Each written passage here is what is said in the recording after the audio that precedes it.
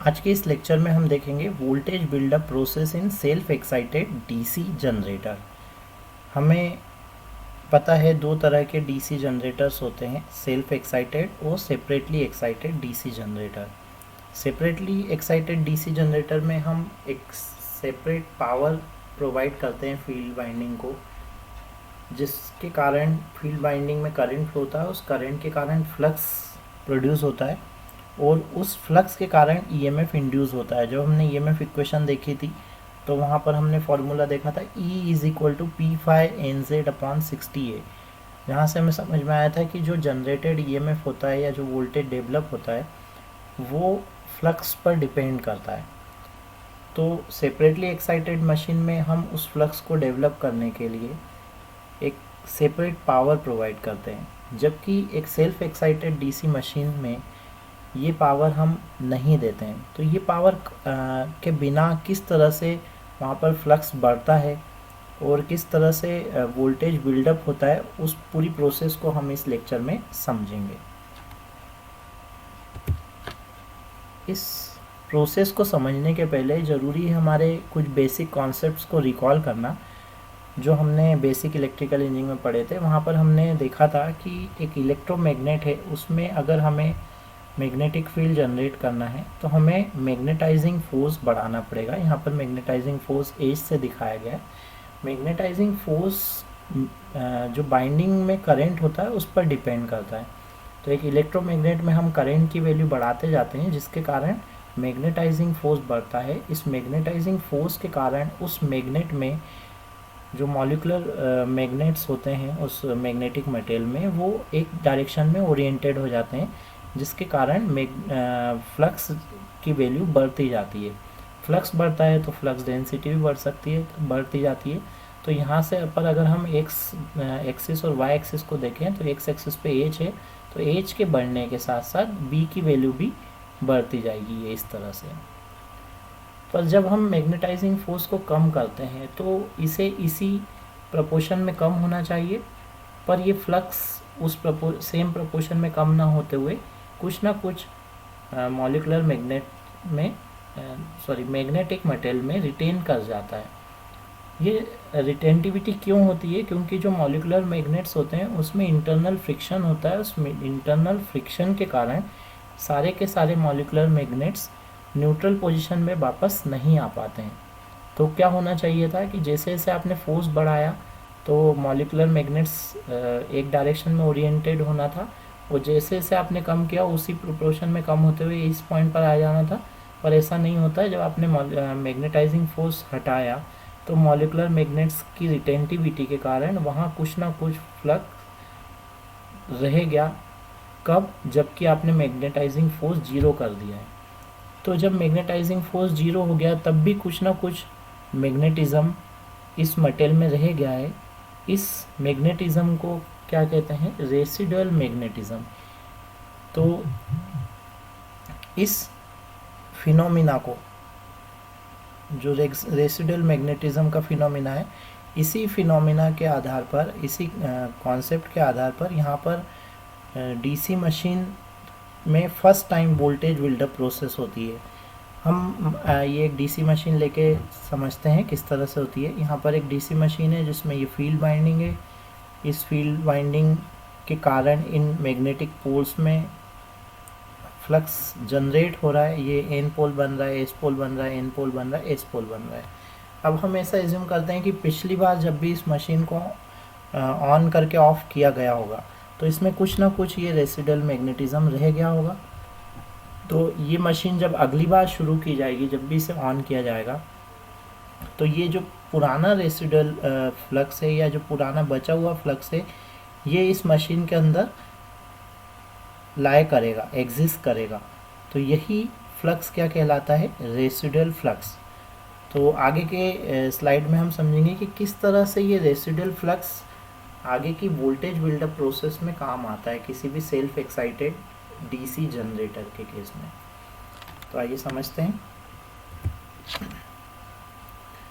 हमने DC machine का, DC shunt machine का एक सर्किट डायग्राम देखा था, जिसमें हमने देखा था कि जो फील्ड वाइंडिंग होती है वो आर्मेचर वाइंडिंग के साथ शंट में कनेक्टेड होती है, इसे कहीं अलग से कोई सप्लाई नहीं दी जाती है। और यहाँ पर ये जो आर्मेचर होता है, इस आर्मेचर को प्राइम मूवर की हेल्प से हम रोटेट करते हैं और इस आर्मेचर कंडक्टर का इंटरेक्शन होता है इस मैग्नेटिक फील्ड वाइंडिंग के फ्लक्स के साथ, जिसके कारण इस आर्मेचर वाइंडिंग में ईएमएफ इंड्यूस होता है। तो किस तरह से ये प्रोसेस आगे बढ़ती है समझते हैं। हमें ईएमएफ इक्वेशन पता है, Eg is equal to P⁵NZ/60A। तो यहाँ से दिख रहा है कि Eg फ्लक्स पर डिपेंड कर रहा है। तो जैसे ही हमने किसी मशीन को, किसी शंट मशीन को या सेल्फ एक्साइटेड मशीन को प्राइम मूवर की हेल्प से रोटेट करना शुरू किया, तो यहाँ पर कुछ ना कुछ एक स्मॉल फ्लक्स एग्जिस्ट कर रहा है।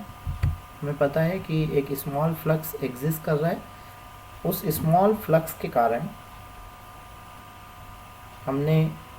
हमें कुछ ना कुछ जनरेटेड ईएमएफ मिलना चाहिए, क्योंकि Eg किस पर डिपेंड कर रहा है, फ्लक्स पर और स्पीड पर, आरपीएम पर, number of pole, number of conductors, number of parallel path सारे कांस्टेंट है।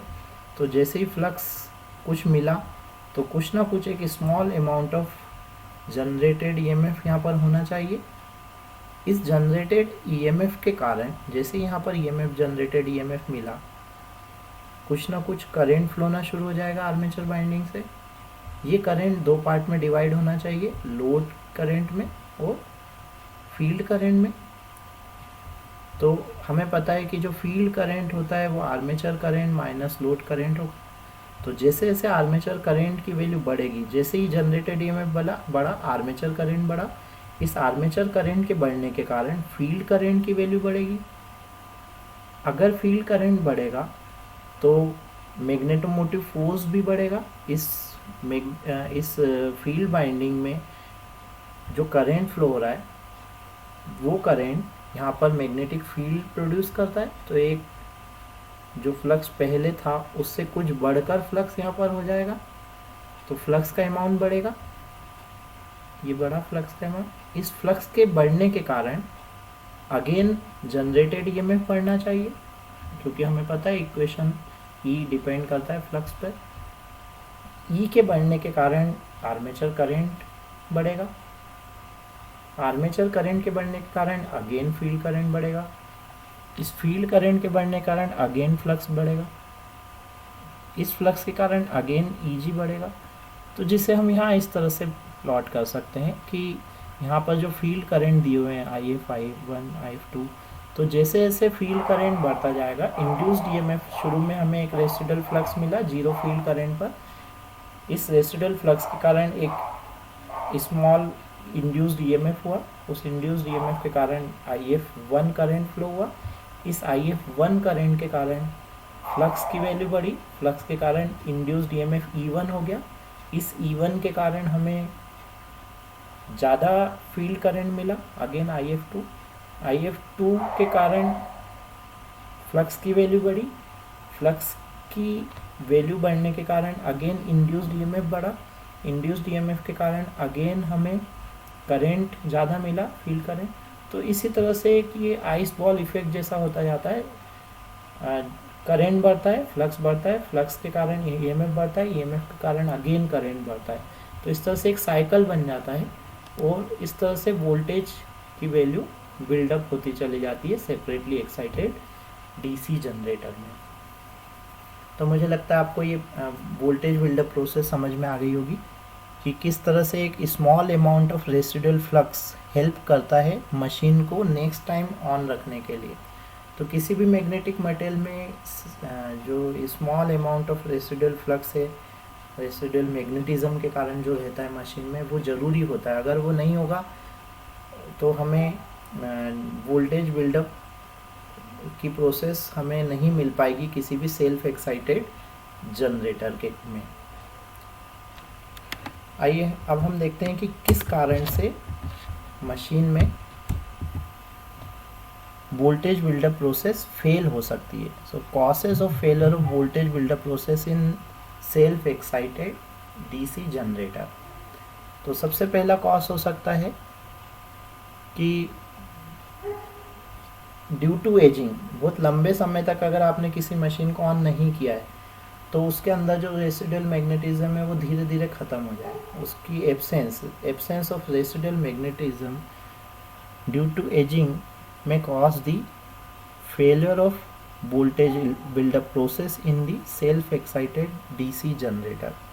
कैसे पता चलेगा कि ये हो रहा है, इस कारण से हो रहा है? उसका डिटेक्शन आप कैसे कर सकते हैं कि यदि आपका वोल्ट मीटर की रीडिंग जो है वो 0 बताए, यानी वोल्टेज बिल्डअप ही ना हो फर्स्ट टाइम भी, तो आप समझ सकते हैं कि यहाँ पर रेसिडुअल मैग्नेटिज्म ही ख़त्म हो चुका है।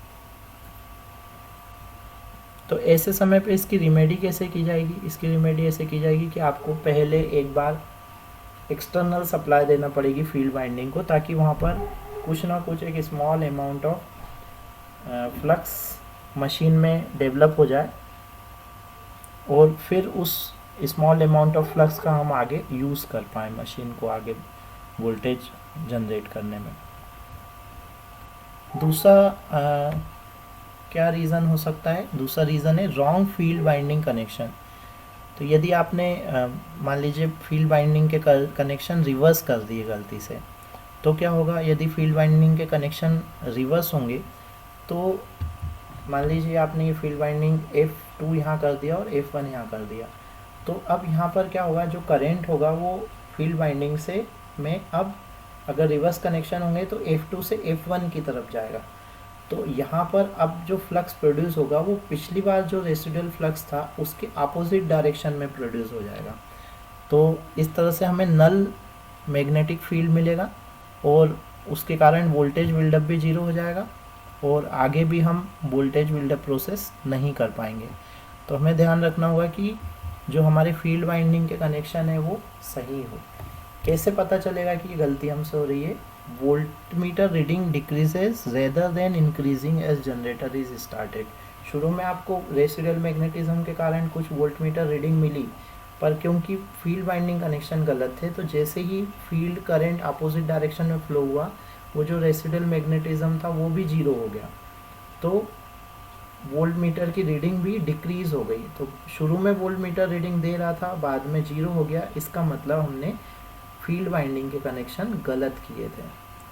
क्या रिमेडी हो सकती है? क्या सॉल्यूशन हो सकता है? हम इंटरचेंज करें फील्ड कनेक्शन को अगेन। थर्ड कॉज क्या हो सकता है फेलियर का? अगर फील्ड वाइंडिंग का रेजिस्टेंस बहुत ज़्यादा होगा, अगर फील्ड वाइंडिंग का रेजिस्टेंस क्रिटिकल रेजिस्टेंस से ज़्यादा होगा, तो जो रेसिडुअल मैग्नेटिज्म है उस रेसिडुअल मैग्नेटिज्म के कारण जो ईएमएफ इंड्यूस हो रहा है, small amount of EMF first time, वो इतना सफिशेंट नहीं होगा कि वो फील्ड वाइंडिंग में एक sufficient amount of current flow करा पाए। कब? जबकि फील्ड रेजिस्टेंस की वैल्यू बहुत हाई हो। तो जब फील्ड रेजिस्टेंस की वैल्यू बहुत हाई होगी तो फील्ड करंट की वैल्यू लिमिटेड होगी। उस फील्ड करंट के कारण, small amount of field current के कारण sufficient amount of flux produce नहीं हो पाएगा। उस स्मॉल फ्लक्स के कारण या नॉन सफिशिएंट फ्लक्स के कारण इंड्यूस्ड ईएमएफ नहीं हो पाएगा। इंड्यूस्ड ईएमएफ के नहीं होने के कारण अगेन करंट नहीं बढ़ पाएगा। तो ये को रीज़न हो सकता है। हमें अगर हमारी फील्ड वाइंडिंग का रेजिस्टेंस बहुत ज़्यादा है तो वो फील्ड करंट को लिमिटेड कर देगा। इसका डिटेक्शन कैसे होगा कि इस कारण से ये फेलियर हो रहा है वोल्टेज बिल्डअप में, कि हम देखेंगे वोल्ट मीटर की रीडिंग यदि 0 आ रही है, फर्स्ट टाइम में ही 0 आ रही है, तो हम समझ जाएंगे कि हमारी बाइंडिंग का रेजिस्टेंस भी हाई हो सकता है। किस बाइंडिंग का? फील्ड बाइंडिंग का। क्या करना पड़ेगा? हमें प्रॉपर फील्ड डाइवर्टर पैरेलल में कोई सर्किट प्रोवाइड करना पड़ेगा फील्ड बाइंडिंग के, जो उस इक्विवेलेंट टोटल फील्ड बाइंडिंग के रेजिस्टेंस को डिक्रीज करें। एक और रीज़न क्या हो सकता है फेलियर का, कि यदि हम जनरेटर को अपोजिट डायरेक्शन में रोटेट करें। हमने पिछली बार जब जनरेटर को रोटेट किया था उसके अपोजिट डायरेक्शन में यदि हम जनरेटर को रोटेट करेंगे तो उसके कारण जो इस बार जो हमारा ईएमएफ इंड्यूस होगा फर्स्ट टाइम वो अपोजिट डायरेक्शन में होगा, क्योंकि ईएमएफ का direction right hand thumb rule से दिखाया जाता है।